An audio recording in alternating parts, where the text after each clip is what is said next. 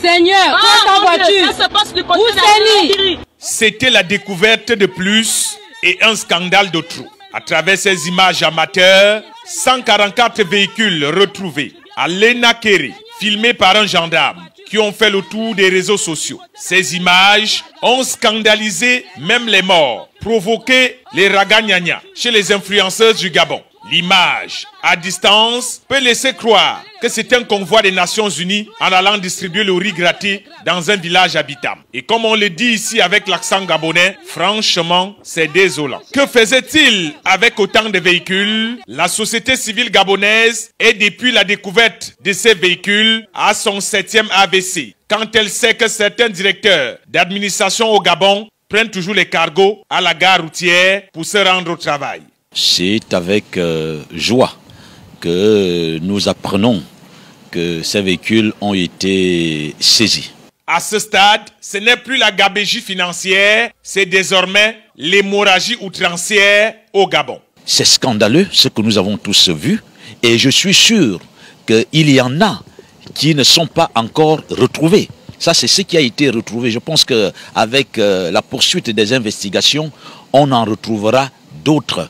Peut-être plus nombreux encore. Celui qui avait dit que l'Afrique noire était mal partie avait vu juste. Voilà un convoi de véhicules appartenant à un seul individu. Même à l'époque de Salomon, où l'argent tombait du ciel comme la neige, Jéroboam était plus discret. Aujourd'hui, l'argent fait les bruits et voilà que leurs propriétaires d'hier sont logiquement dans les ennuis. Et on demande au peuple gabonais d'avoir pitié. Et comme le disent les Ivoiriens, même pitié est étonnée. Après se pose la question de savoir, oui, les véhicules sont saisis, ils prendront quelle direction? Vous voyez, on parle de près de 150 véhicules, mais rassurez-vous qu'il y a des administrations entières dans notre pays, des ministères, qui ont leurs directeurs généraux à pied.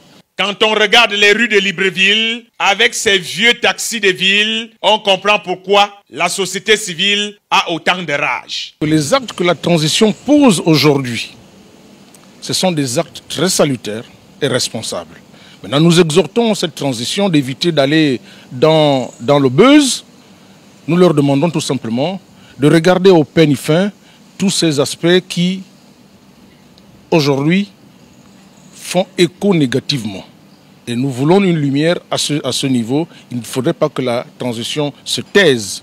Ils ont posé un acte, l'opinion applaudit, et nous osons croire que ce comportement incivique prendra fin. On comprend un peu mieux pourquoi les offrandes diminuent de plus en plus dans les églises. Les marabouts opposants protestants gallicans ont tout pris. Les autorités de la transition gabonaise ont décidé de faire rapatrier ces véhicules au patrimoine gabonais. Ceux qui font le petit malin de jeter les téléphones dans les WC, ils oublient que même les toilettes peuvent être vidangées. Les coffres forts qui ont longtemps fait du tort au peuple gabonais qui n'a que des remords et qui refusent jusqu'à ce jour de s'ouvrir, même avec les calaches, seront ouverts. L'argent du Gabon est redevenu pour les Gabonais. Terminé donc des longues valises censées porter des vêtements qui se sont transformés en valises d'argent. L'on peut aisément expliquer la rareté des valises dans les supermarchés depuis que nous sommes arrivés. Les autorités de la transition ont décidé d'aller jusqu'aux toilettes, récupérer le patrimoine gabonais. Et comme on dit ici, c'est terminer les fêtes aux Champs-Élysées avec les brunes et lancers. Terminer les week-ends en jet privé avec les boissons alcoolisées. Terminer les véhicules climatisés où l'on laissait le moteur ronfler toute la journée pour tester le carburant. Le sassaillé est terminé. Comme disait l'artiste camerounais, à Kabzout, c'est terminé. Tant pis pour ceux qui venaient à peine d'entrer dans la mangeoire au Gabon. L'heure de gloire vient de connaître les déboires. La passoire financière gabonaise autrefois est redevenue l'entonnoir. Tout est désormais filtré. Désormais ici au Gabon, si tu veux vivre dans la paix et que tu reconnais que tu détiens l'argent du contribuable, soit tu rembourses, soit on te prend à la place de l'argent.